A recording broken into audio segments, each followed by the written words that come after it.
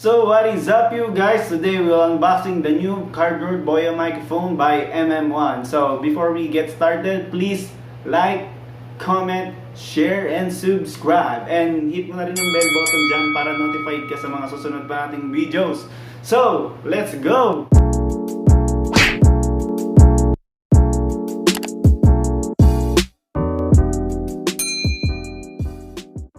Simulan na natin to.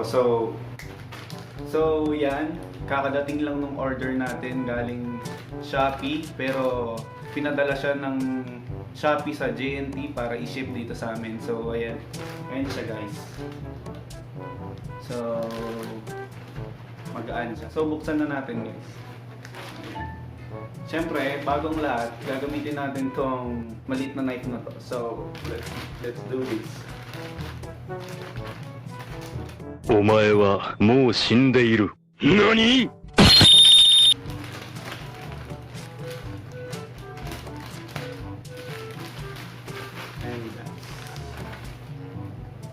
So,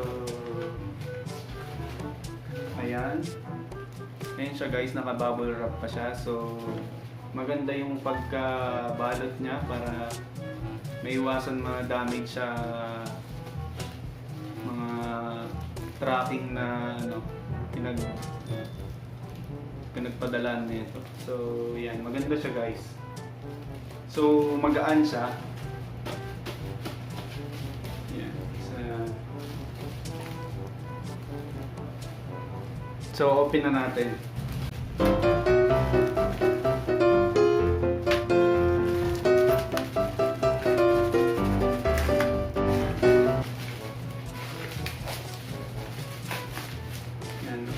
Bubble wrap siya mag-init.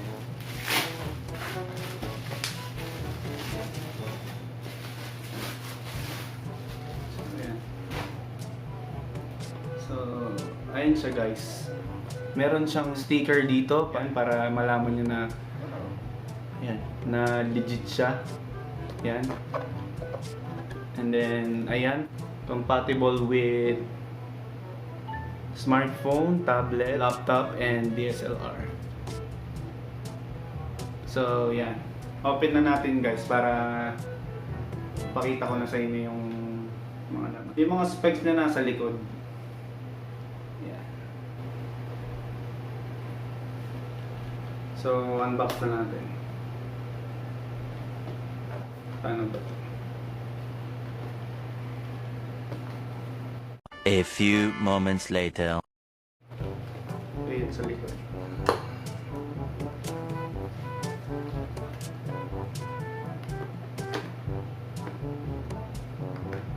So guys, ingatan natin siya pagbukas para kapag kung sakali may damage siya sa loob or hindi ayos yung gamit, yung binili natin na BOYA mic, pwede natin siyang i-solve.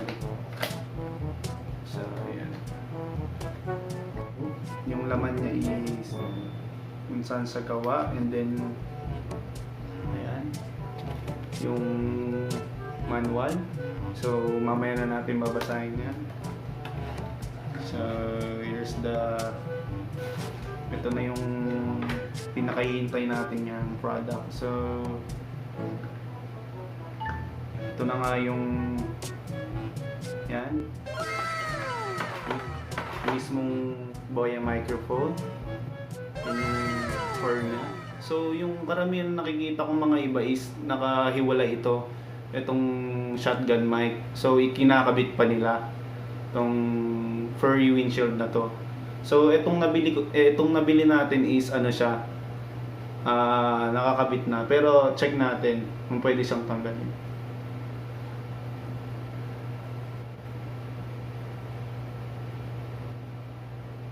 So yun guys, di tanggal lang din pala siya. So pwedeng mo siyang ikabit, so pwede mo rin siyang alisin.